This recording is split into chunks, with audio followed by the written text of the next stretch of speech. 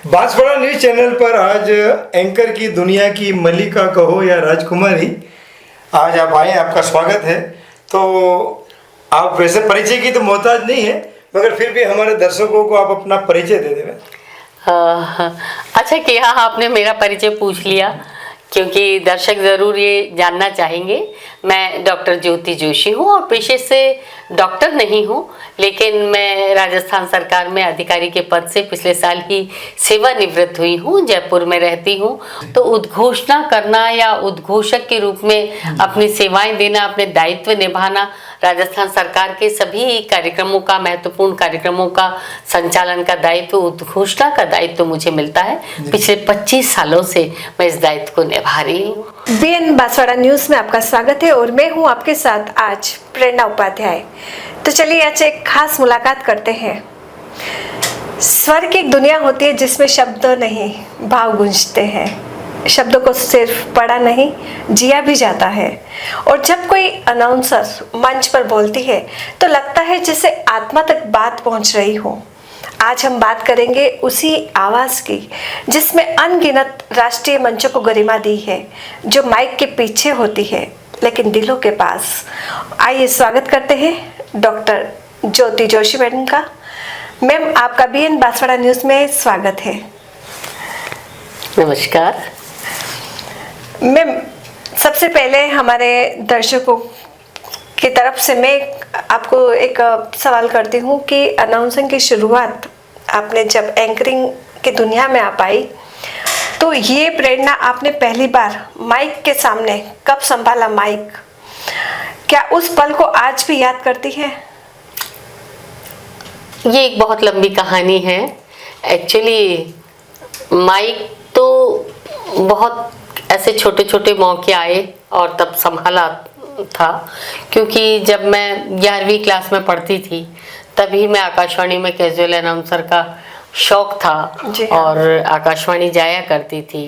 फिर अपनी कुछ कहानियाँ लिखती थी, कविताएं लिखती थी।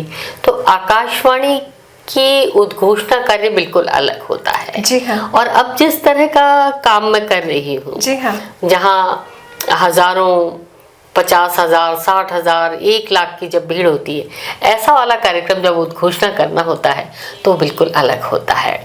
और इसकी कहानी शुरू हुई लगभग 25 साल पहले। जी हाँ। 25 साल पहले कुछ ऐसी घटना हुई कि मैं बिल्कुल बहुत डिप्रेशन में चली गई। और डिप्रेशन में इस तरह से शायद हुआ कि सामान्य बातचीत कर पाना भी मेरे लिए संभव नहीं हो पाता था। सामान्य बातचीत करने में भी मैं हकलाना, जिसको कहते हैं, हकलाने सी लगती थी, शब्द गायब हो जाते थे, मैं चुप हो जाती थी।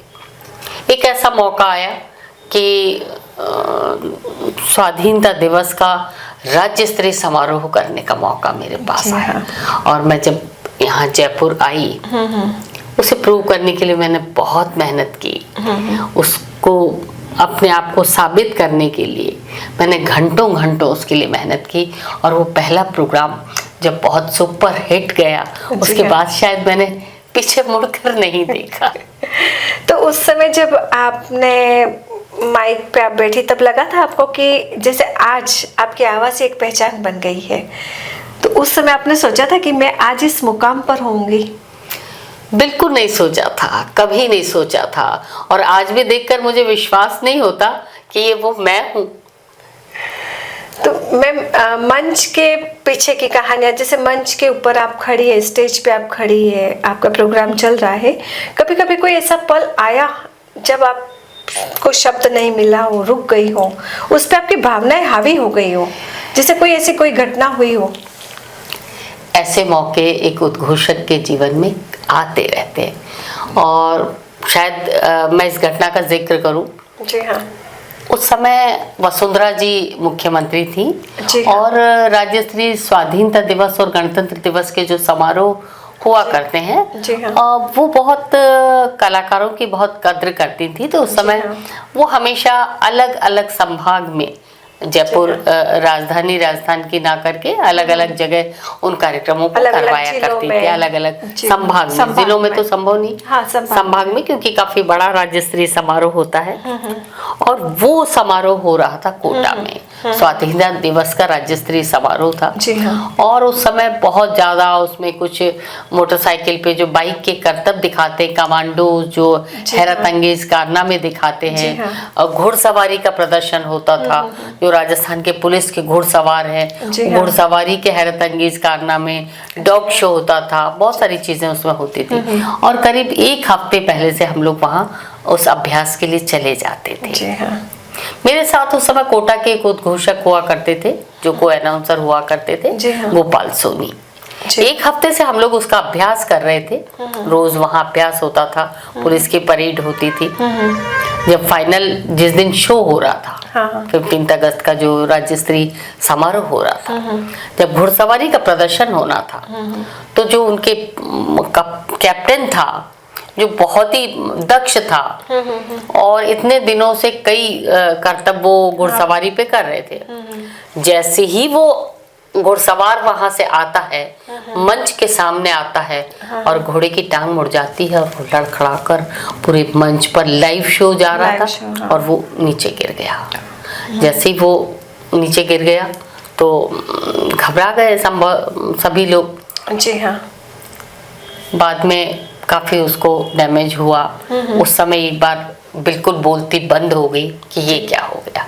जी हाँ। एक बार और ऐसी घटना हुई, इसका जिक्र तो मैं जरूर करना चाहूंगी। बिल्कुल, आप कि कीजिए। उद्घोषक को कई बार आपकी बिल्कुल उसी समय आपकी प्रेजेंस ऑफ नॉलेज को इस्तेमाल में लेना होता है। जी हाँ। किस तरह से उद्घोषक को उस समय काम करना होता है। जी हाँ।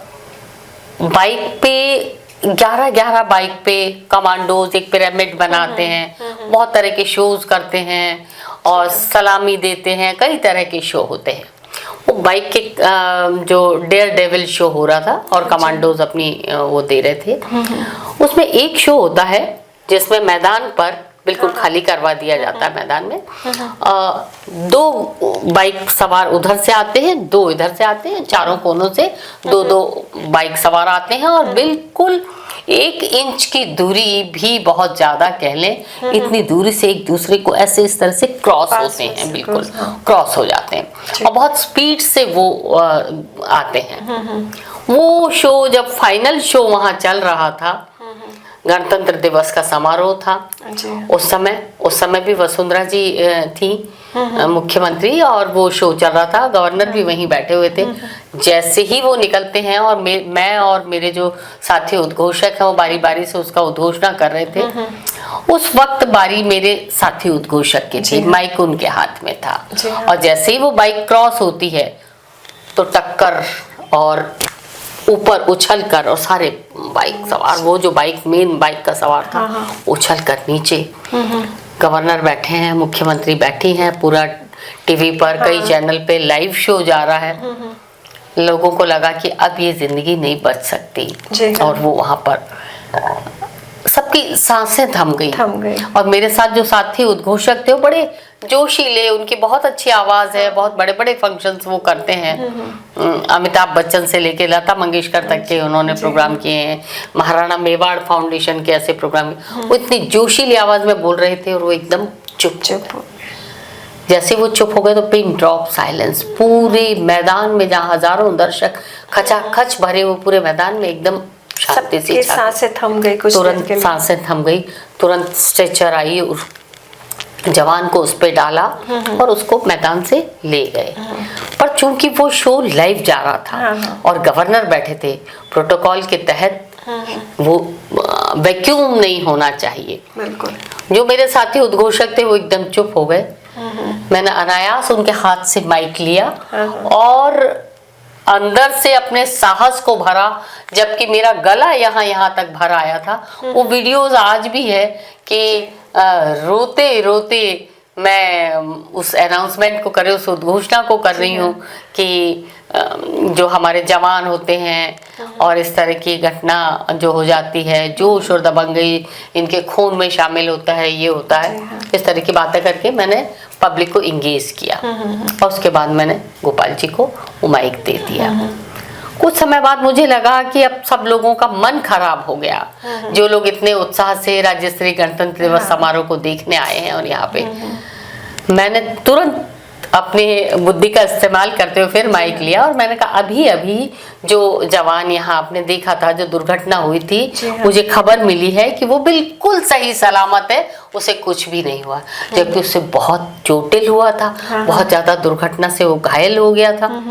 लेकिन मुझे उस समय यही करना था। उस समय पब्लिक को एक अच्छा संदेश भेजना था ताकि वो अच्छी सोच में वापस उसका सबका माइंड अच्छा सा हो जाए। जब मैंने ये सब उद्घोषणा की तो जो मुख्यमंत्री महोदया है, जी हाँ, उन्हें बहुत अच्छा लगा कि बिल्कुल स्थिति को भांप लिया, संभाल लिया। उन्होंने तुरंत कहा कि ये प्रोग्राम जब खत्म हुआ तो उन्होंने कहा ये अनाउंसर कौन है, उन्हें बुला के लेके आओ और उन्हें शाम को एट होम पार्टी में बुलाओ, मैं उनसे बात करना चाहती हूँ। जब मैं शाम को वहाँ गई तो बड़ी खुश हुई, बोली कहाँ से लाती हो इतना जोश, how can you speak so nice so fluently. तो जब उस समय मेरा कैंसर ट्रीटमेंट चल रहा था और 3rd स्टेज कैंसर पेशेंट रही हूँ मैं, जी हाँ, सिर पे विग लगाया हुआ था, जी, मैंने भरी महफिल में सिर पे से विग हटा के रख दिया और मैडम देखती रह गई कि ये क्या। मैंने कहा ये जोश, ये जुनून वहां से आता है कि मुझे कुछ प्रूव करना है। बिल्कुल। अब मैं भी सोच रही हूँ कि मैं क्या पूछूं आपसे क्योंकि एक आपने जो मंच संभाला है, आप जो आपने कहा कि 25 साल पहले आप बहुत डिप्रेशन में थी, उस समय आपके पास शब्द नहीं थे, आप हकलाती थी और एक प्रोग्राम के बाद आप आगे बढ़ती गई और इतना बड़ी, लेकिन उसके पीछे जैसे आपने किन किन बातों का ध्यान रखा? मुझे उद्घोषक के लिए एक जो संचालन, मंच संचालन, और आपने राज्य स्तरीय राष्ट्रीय स्तर के प्रोग्राम भी किए हैं। आपने अब्दुल कलाम जी के साथ भी प्रोग्राम किया है। मैंने देश के, मैं बहुत खुशकिस्मत हूँ। जी हाँ, और अभी आपने अमित शाह जी का भी कार्यक्रम प्रेरणा, मैं इतनी खुशकिस्मत हूँ कि मैंने देश के 5 राष्ट्रपति के कार्यक्रम आज तक किए हैं। जी हाँ। कलाम साहब के मैंने करीब 5 या 6 कार्यक्रम किए हैं, द्रौपदी मुर्मू जी के 5 या 6 कार्यक्रम किए हैं, प्रणब मुखर्जी के कार्यक्रम किए हैं, प्रतिभा पाटिल जी के किए हैं, रामनाथ कोविंद जी के किए हैं। तो इस विधानसभा के कई, जब वीआईपी वहां आते थे, जैसे लाइव प्रोग्राम में भी आप ही रहती हैं। मैं हमेशा करती हूँ। और सरकारें चाहे कोई भी रही हो, चाहे भाजपा रही हो, कांग्रेस रही हो, चाहे मुख्यमंत्री भैरव सिंह शेखावत जी थे, चाहे मुख्यमंत्री वसुंधरा जी थी, चाहे मुख्यमंत्री गहलोत जी थे, चाहे मुख्यमंत्री भजन लाल जी हैं, मुझे ये सौभाग्य हमेशा मिलता रहा है। और कई, मुझे तो गिनती भी अब याद नहीं है, यदि मैं याद करूं कि कितने कार्यक्रम मैंने किए हैं। लेकिन तुमने जो प्रश्न किया है, जी हाँ, मैं, बहुत सारे उद्घोषक हैं जो उन्हीं के लिए कि अभी आप इस कार्यक्रम को कितने सारे उद्घोषक देख रहे होंगे और सीखना चाहते हैं आपसे, क्योंकि मैसेज करते हैं कि मैम हमको सिखाओ कुछ, हम भी ऐसे ही कई मंच पे खड़े रह के और बोले, क्योंकि सबकी उत्सुकता रहती है कि कैसे बोला जाता है, कैसे शब्दों को गढ़ा जाता है, कैसे उन मोतियों को पीरो के माला बनाई जाती है। एक्चुअली प्रेरणा, मैं कहूँ कि कैसे सीखा जा सकता है, कैसे सिखाया जा सकता है, ये बातें बड़ी बेमानी सी लगती हैं, क्योंकि किसी को सिखाया नहीं जा सकता। सिर्फ जो उसके भीतर है, जो उसके अंदर है, उसको निखारा जा सकता है। तो इस निखार के लिए आपको बहुत मेहनत तो करनी ही होती है, चाहे वो किसी भी तरह का कोई भी काम हो, आपको मेहनत करना बहुत ज़रूरी होती है। यकीन मानो, मुझे लगभग 28 साल हो गए, मैंने जाने कितने प्रोग्राम किए होंगे, लेकिन आज भी किसी भी कार्यक्रम के लिए मैं बहुत ज़्यादा मेहनत करती हूँ, बहुत ज़्यादा तैयारी करती हूँ, उस प्रोग्राम को एकदम नया मानकर अपनी जान डाल देते हैं। मैं बिल्कुल, क्योंकि तुमने जो बात कही कि जीना पड़ता है, जब आप उन भावों को महसूस नहीं करेंगे तो वो भाव आपके चेहरे पर नहीं आ पाएंगे। यदि आप कृत्रिम उसमें दिखाएंगे जी हाँ। तो वो चीज, वो भाव जो आप अंदर सोच रहे हैं, जो शब्द आपने गढ़े हैं, जिन शब्दों को आप बोलना चाहते हैं, जी हाँ। उसमें वो सच्चाई नहीं आ पाएगी। जी हाँ। अब मैं आपसे पूछती हूँ कि यदि आपके जीवन पर कोई डॉक्यूमेंट्री बने तो उसका टाइटल क्या रखा जाए? वैसे तो मैं इस लायक हूँ नहीं कि मेरे जीवन पे कोई डॉक्यूमेंट्री बने जो लोगों के लिए, क्योंकि डॉक्यूमेंट्री उनकी बनना आप चाहिए। एक महिला होने के नाते आपने इतना संघर्ष किया, आपने अपना जीवन का एक छोटा सा पार्ट आपने बताया अभी कि जब आप कैंसर की लास्ट स्टेज पे थी, ये तो छोटा सा पार्ट था बीमारी का, लेकिन एक पास्ट की लाइफ आप देखें तो बहुत संघर्ष से आप इस मुकाम पर पहुंची है। तो कहीं ना कहीं इन महिलाओं के लिए आप प्रेरणा स्रोत है। तो एक डॉक्यूमेंट्री के माध्यम से हमेशा आप हमारे सबके बीच रहेंगी। शायद सबको लगता है कि मेरे जीवन में बहुत संघर्ष रहा है, मैंने बहुत संघर्ष किया है, लेकिन ऐसा कुछ भी नहीं। मुझे तो कभी महसूस नहीं हुआ कि मैंने संघर्ष किया। लेकिन लोगों को ऐसा शायद लगता है। हम छोटी छोटी जो महिलाएं हैं, हाँ। छोटी छोटी चीज़ों से घबरा जाती है, छोटी छोटी घटनाओं से आहत हो जाती है। जी हाँ। प्रेरणा, ये बताओ, जी इंदिरा गांधी, आयरन लेडी जिनको कहते हैं, झांसी की रानी, जी हाँ, या अहिल्याबाई, या गार्गी, मैत्री, कई सारी जो महिलाएं हैं जी हाँ। जिनका नाम आज बहुत गर्व के साथ लिया जाता है। बिल्कुल। क्या उनके जीवन में कोई तकलीफ नहीं थी? क्या उनके जीवन में कोई संघर्ष नहीं था? बिल्कुल। तो ये संघर्ष यदि हम माने तो बहुत बड़ा संघर्ष है। बिल्कुल। और मैं ये कहूँ कि जब तकलीफों से तप तप कर आदमी जब बाहर आता है ना, तब के सोना बन गए हो तो आप। ना अब तो उसका हीरा है, तराशा उसका हुआ हीरा जीवन है। बिल्कुल बदल जाता है। जी हाँ। और वो व्यक्ति, मैं बिल्कुल बहुत सीरियसली इस बात को कोट करना चाहूंगी कि हाँ। जब कोई तकलीफों से व्यक्ति गुजरता है तो हाँ। थोड़ी सी सच्चाई उसके अंदर आने लगती है, थोड़ी सी विनम्रता उसके अंदर आने लगती है, हाँ। थोड़ी ईश्वर के प्रति आस्था उसके भीतर आने लगती है। तो शायद इन्हीं चीज़ों ने मुझे बहुत मजबूत बनाया। और जो जो चीज़ें मैंने खो दी उसे लोग संघर्ष कहते हैं, लेकिन अब मैं मानती हूँ कि वो चीज़ें मेरी थी ही नहीं। बहुत अच्छी बात है, क्योंकि जिंदगी को आगे बढ़ने के लिए अपने की पिछले जिंदगी को एक तरफ रखना होगा। अब जो युवा हैं अपने आवाज़ के जरिए अपना करियर बनाना चाहते हैं, उनके लिए क्या संदेश देना चाहेंगे आप? आज के जो युवा हैं, मैं सच कहूँ थोड़ी सी कड़वी बात आपको लगेगी, आज के जो युवा हैं, आज के जो एंकर हैं, आजकल इसका फील्ड बहुत वृहद हो गया है। आप देखें कि किसी भी तरह के फंक्शन में आजकल बहुत ज़्यादा स्कोप इसमें करियर का हो गया। लेकिन आज के जो युवा हैं वो ये चाहते हैं कि बहुत जल्दी एक जंप लगाएं और उस हाइट पर पहुंच जाए। ऐसा नहीं होता है। आपको वहां पहुंचने के लिए कदम दर कदम चलना होता है, मेहनत करना होता है। और जब आप चढ़कर आगे पहुंचते हैं तो वो एक अलग ही खुशबू आती है। तो उसके लिए आप बहुत मेहनत करें, सोचें, आप बहुत पढ़ाई करें, उसके लिए स्टडी करें, आप बहुत नॉलेज अपनी करें।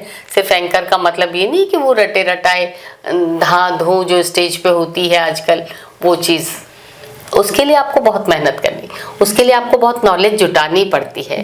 उसके लिए आपको सबसे बड़ी बात तो मैं कहती हूँ, लोग शायद सोचते होंगे कि मैं अपनी आवाज़ के लिए बहुत ध्यान रखती हूँ, मैं बहुत अपनी फिटनेस पे ध्यान देती हूँ, मैं बहुत योगा या ऐसी चीज़ों पे ध्यान देती हूँ।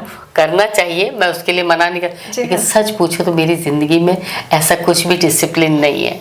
और एक ही बात मैंने देखी है, जो सच्चाई आप अपने भीतर रखोगे, जो आप दया और संवेदनशीलता अपने भीतर रखोगे, वो आपको बहुत बहुत बहुत ऊंचाइयों तक ले जाएगी। बिल्कुल। क्या कभी जीवन में ऐसा कोई पल आया हो या ऐसी कोई घटना हुई हो जिस आपकी आवाज़ के जरिए, जैसे आप मंच पे बोलती हैं, तो किसी की ज़िंदगी बदली हो या उसने कुछ कदम आपकी तरफ, जिस रास्ते पे आप चल रही हैं तो आपके पीछे ही वो चल रहा हो, ऐसा कोई व्यक्ति आपको मिला? ऐसे बहुत सारे लोग हैं, ऐसे बहुत सारे लोग हैं। और मुझे जो दुनिया में प्यार मिला है वो सिर्फ और सिर्फ इस आवाज़ की बदौलत, इस उद्घोषणा के बदौलत मिला है। बहुत सारी बहनें हैं, बहुत जी सारी हाँ। महिलाएं हैं, और विशेष तौर से जो कैंसर पेशेंट होते हैं, जी मैं हाँ। किसी भी प्रोग्राम में अपनी उद्घोषणा का दायित्व निभाती हूँ, जी हाँ। लेकिन धीरे से एक बात जरूर सरका देती हूँ जी हाँ। कि यदि किसी को भी कैंसर से संबंधित किसी भी काउंसलिंग की जरूरत है, किसी जी भी हाँ। तरह की मदद की जरूरत है, तो जी हाँ। उनके लिए मेरे 24 घंटे मेरे फोन नंबर ओपन है। तो हाँ। ऐसे करते करते मेरा एक छोटा छोटा करते एक बहुत बड़ा परिवार है। और आप क्या कहना चाहेंगे, हमारी जो स्पेशल महिलाएं सुन रही है आज का हमारा ये कार्यक्रम, देख रही हैं आपको, क्योंकि अभी तक तो आपको हमने बड़े पर्दे पर जैसे लाइव प्रोग्राम आते हैं टीवी में, चैनल पे, हमने वहाँ देखा है आपको बोलते हुए, लेकिन आज कुछ सुना भी दीजिए और कुछ ऐसा संदेश दीजिए कि वो भी आपको प्रेरणा स्रोत माने। थोड़ा सा तुम चैलेंजिंग टास्क दे देते हो जो बहुत गड़बड़ है, लेकिन मैं तो ये कहती हूँ कि जो महिलाएं हैं जी हाँ। वही शून्य से सृष्टि का सृजन करने वाली हैं। जी हाँ।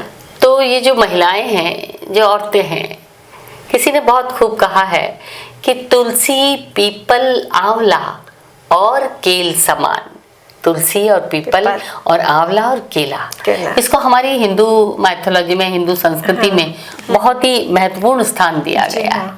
तो तुलसी पीपल आंवला और केल समान, ये औरत घर का अलंकरण, ये औरत घर की शान। बहुत बढ़िया, खूब। तो उस शान को बनाए रखना हम सबका दायित्व है। जी हाँ। है ना, जिसने भी एक महिला के रूप में जन्म लिया, मैं तो कहती हूँ कि उसका दायित्व है कि अपने आप खूब सजो धजो, अपने आप को बहुत खूबसूरत बना, क्योंकि ईश्वर ने हमें ये जीवन दिया है। हाँ। तो अपने आप को खूबसूरत बनाओ, लेकिन अपने दिल को बहुत खूबसूरत रखो। बिल्कुल आप ही की तरह खूबसूरत, और आपके जो शब्द हैं वो उससे भी बेहद खूबसूरत, जो हर किसी को एक बार सुनते ही वही आपका हो जाता है।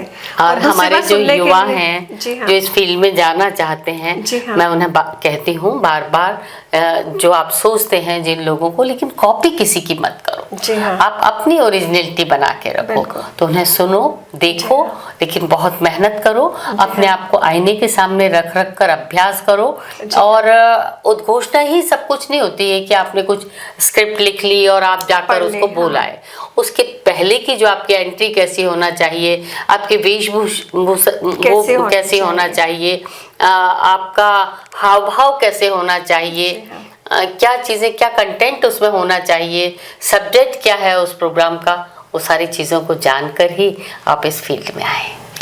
बहुत अच्छी जानकारी दी आज आपने डॉक्टर ज्योति जोशी मैम। अब आपको हम नमस्कार बोलेंगे। नमस्कार सारे दर्शकों को, जितनी भी बहनें, जितने भी युवा, जो भी लोग इस प्रोग्राम को देख रहे हैं, सबका बहुत बहुत आभार कि आपने इसे देखा। धन्यवाद मैम।